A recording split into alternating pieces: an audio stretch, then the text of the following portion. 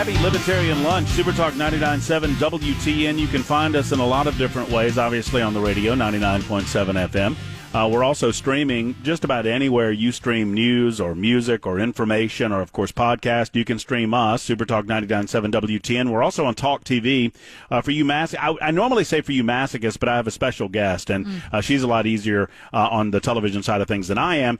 Super Talk TV available, YouTube, Facebook, Twitter, Twitch, YouTube, Facebook, Twitter, Twitch. Watch us on Super Talk TV. It's Giving Tuesday, and in that spirit, we were invited to be a part of a campus event at the Men of Valor campus, the Valor Ridge campus, their reentry program here, and so happy to be here in one of the trailers that acts as the Workforce Development and Ministry Center. Now they're building a new Workforce Development and Ministry Center behind us, which is part of the reason that we've invited Genevieve Turner-Muckle to join us. What do you do with Men of Valor, Genevieve? I'm the Director of Policy and Government Affairs. Nerd stuff. That sounds. Yes. I was about to say that sounds very dorky. It is nerd. Thank you, Matt. That is kind and why I'm here. It's just straightforward. Get right to it. Awesome encouragement. What does that mean? What does that look like on a daily basis? Yeah, I feel like a lot of my job is to take research, to take data, to take what we're trying to do at high levels, and then what is that trickle-down effect, the ripple effect of that? How does it actually play out for folks who are incarcerated,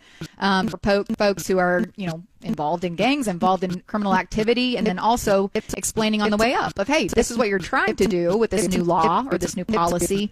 Here's what it's looking like. So it goes both ways. I've long said, and you can correct me if I'm wrong, that we can spend our money one of two ways. We are blessed, I think, to live in a state where we have conservative enough lawmakers where if there is excess of taxpayer dollars coming in, they're going to get that back to the taxpayers, right? But they're going to spend their money where they need to spend their money. And if there is a need for additional services in terms of incarceration, if there's a need for additional services in terms of fighting criminal activity, they're going to use our taxpayer dollars for that need. And if they need more, they're going to go get more. You can either give your money through the government, or I think a better way is to give it through Men of Valor, which is going to reduce that need for the amount of money that the government's spending to incarcerate individuals on criminal activity and the like. What do the numbers tell you? Sure. No, I think that's true. I mean, the impact of a community partnership with a governmental entity is very important. What we can do, I think the average right now, according to the Department of Correction and their website, is about $111.50 that we spend per day per inmate. Can I say that again? $111.50 per day per inmate. And that's kind of forgetting a lot of stuff, Matt. That's not taking into account court costs, court fines, DA's salaries, public defenders, EMS. Think about that. I get stabbed, the ambulance has to come, all of these things, medical. It doesn't take into account communication and what that looks like for families. And so the cost and ripple effect of these costs is extraordinary. We can't just think of the cost per day of someone incarcerated. So what are we talking about? And it occurs to me, I need to back up for a minute. In the state of Tennessee, what's our incarceration rate? How many people are in the system? Do you know that number? Yeah, we're about, I haven't checked in a bit, but it's between 19 and 21,000 is where we've been sitting post-COVID. Okay. And that's just our prison system? Right. That's not jails and, county facilities and that sort of stuff. That's right. I believe the last I checked it was about 55,000 in jails. And so you do the math, right? You do the 21,000 times 111. Yeah. If you start, if you're in your cars and your business, you start doing the math for yourself. You're like, this is starting to be a lot of money per day. And you multiply that by 365. It's a tremendous amount of money that we're spending. I think the statistic that I saw last night, I was doing a little research, almost $1 billion, $907 million in terms of total incarceration costs in the state of Tennessee alone. It's a lot of money. Yeah, I think the last budget, $1.4 billion. So when you are talking to people out and about, even lawmakers or just Joe Citizen, is that your message, that this is a way to save money? If you give a little from a charitable or donation standpoint, you can get a lot of return on your investment. Sure. I think the fiscal argument is huge. I think that's something that definitely wakes people up to see how much our state and your tax dollars are going toward it. I think another huge message is preventative work. Is if we can look at to the why, which is not always the most popular question, of looking into complex trauma, of looking into poverty, of looking into some of these issues that might help us become preventative and not have to spend that money in the first place. I mean, we're a land of, I talk about it all the time, that we believe in equality in terms of how we're treated in the United States of America, but that doesn't mean that we all come from the same place. You just hit on it, right? So a lot of us want to believe that, well, these folks just made bad choices. Sure. You make bad choices, you have to live with the consequences. And Men of Valor, by the way, is an organization that believes in people doing the crime, you've got to do the time, you've got to serve your punishment for the crime committed. Yeah. At the same time, I think you just hit on it.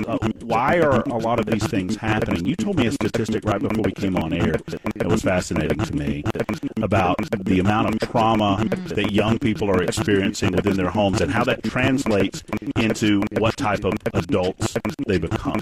Yes. I started out in the DA's office in Knoxville with victims of crime. So definitely my paradigm shift as to what the beginning stages of crime looks like has shifted tremendously over the years.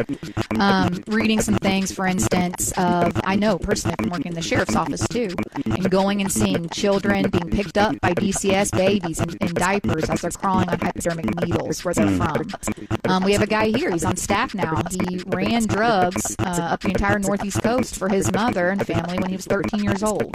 We have lots of guys that were selling drugs to keep up with their family and make sure their siblings had something while their moms passed on a couch. It's about, I think the average in the U.S. is 1 in 13 to 1 in 20 young boys that have had sexual assault committed against them. But for our guys at Men of Valor, that number's 1 in 4. And so if you start thinking about... Hold on a second. Yeah. I just need to... So, on average, let's say 1 in 15 boys have had some sort of sexual assault, molestation, etc. Men of Valor is 1 in 4. Yeah, 25%. Oh my goodness. Yeah, and so That says something.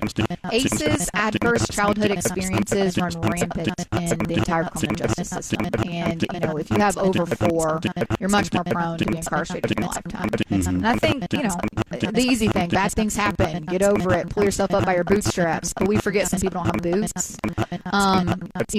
When you're coming from poverty, the average amount spent on communication, on phone calls alone, for someone who's locked up is $300 a month. And who's paying for that? The guys inside are making anywhere from 17 to 42 cents an hour. So it's the families. It's the people already coming and struggling and choosing, do I let my kids talk to their dad, or do I pay my phone bill that month, or my lights kept on?